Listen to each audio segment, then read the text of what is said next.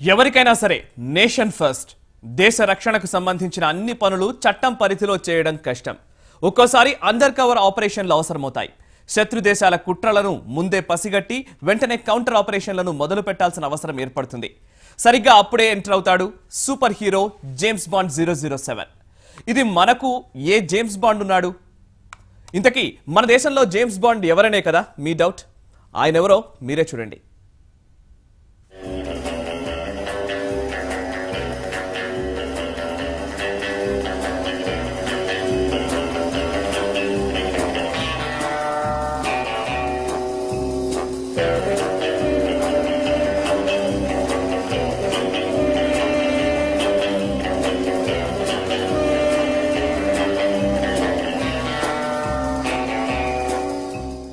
భారత్ ఓ soft country. ఇది just మొన్నటి వరకు వరల్డ్లోని చాలా దేశాలకున్న భావన.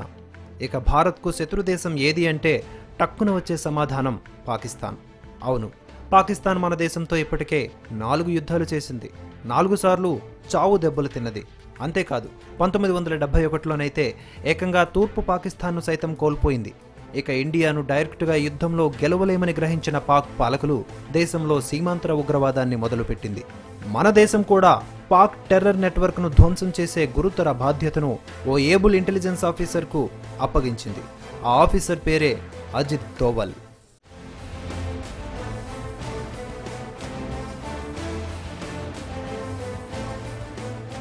అజిత్ దోవల్ ప్రస్తుతం జాతీయ భద్రతా సలహాదారు, NSAగా విధులు నిర్వహిస్తున్నారు.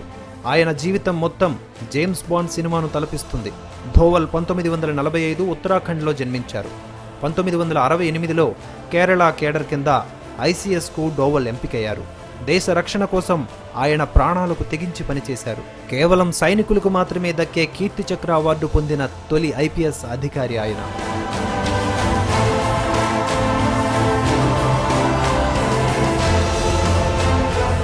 1980వ దశకం దేశంలో పాక్ ఉగ్రవాదం పేట్రేగిపోతున్న రోజులు. కాశ్మీర్ వేర్పాటువాదులు, పంజాబ్లో ఖలిస్తాన్ ఉగ్రవాదం, నార్త్ ఈస్ట్లో దేశ వ్యతిరేక శక్తులు రాజ్యమేలుతున్నాయి.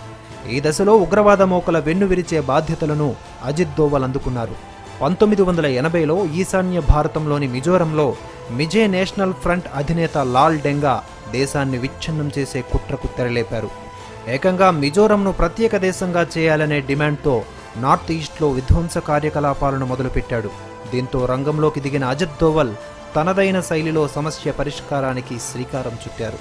లాల్ డెంగా అనుచరులను లొంగదీసుకుని వారి చేతనే లాల్ డెంగాపై తిరుగుబాటు చేయించారు. దీంతో అంతవరకు ప్రత్యేక దేశం కావాలంటూ బీరాలు పలికిన లాల్ డెంగా తప్పనిసరి పరిస్థితుల్లో కేంద్ర ప్రభుత్వంతో శాంతి చర్చలకు తలగ్గాల్సి వచ్చింది. ఈ శాంతి చర్చలతో మిజోరంలో మళ్లీ శాంతి నెలకొంది.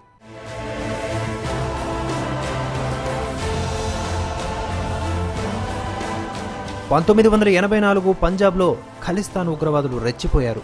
స్వర్ణ దేవాలయాన్నే తమ అధీనంలోనికి తెచ్చుకొని కేంద్ర ప్రభుత్వానికి సవాల్ విసిరారు. ఈ సమయంలో ఉగ్రవాదులను దేవాలయం నుంచి ఏరివేసేందుకు కేంద్రం ఆపరేషన్ బ్లూ స్టార్ను ప్రారంభించింది. ఇక రహస్య గూఢాచారి దోవల్ రంగంలోకి దిగారు. ఓ రిక్షావాలా అవతారమెత్తారు. దేవాలయంలోకి వెళ్లి పాకిస్తాన్ ఏజెంట్ను అంటూ ఖలిస్తాన్తో కలిసిపోయారు. తీవ్రవాదులు ఎక్కడెక్కడ ఉన్నారు, ఎలా దాడులు చేయాలి అన్న పూర్తి సమాచారాన్ని భారత సైన్యానికి పంపించారు. ఈ ఆపరేషన్లో దేవాలయానికి ఎక్కువ నష్టం కలుగకుండా ఖలిస్తాన్ ఉగ్రవాదులే లక్ష్యంగా దాడులు చేసేలా వ్యూహాన్ని రూపొందించి ఆపరేషన్ పూర్తి చేయించారు.